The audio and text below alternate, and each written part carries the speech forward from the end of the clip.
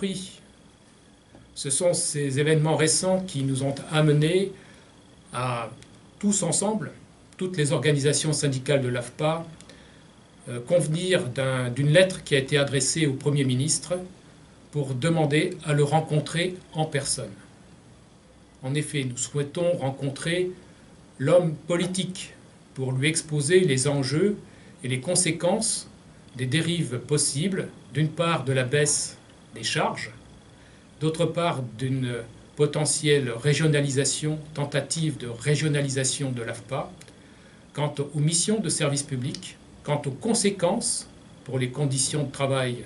des salariés et quant à la qualité du service qui sera rendu, car n'oublions pas, la baisse des charges, c'est aussi la baisse des moyens, c'est-à-dire ne plus pouvoir associer différents services à celle de la prestation de formation. Il en va donc véritablement de l'avenir de l'AFPA, de l'avenir de ses salariés, et nous tenons à pouvoir exprimer très clairement nos craintes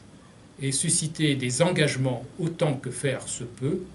de ce gouvernement pour que nous puissions avoir en perspective un avenir moins compromis que ce qu'il se dessine au regard des derniers événements.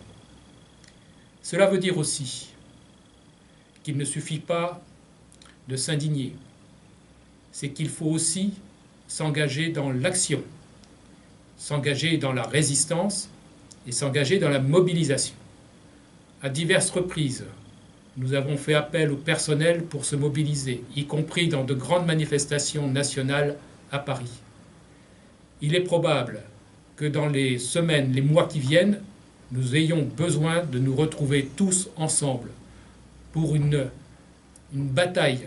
qui est loin d'être gagnée, mais qui mérite d'être menée tous ensemble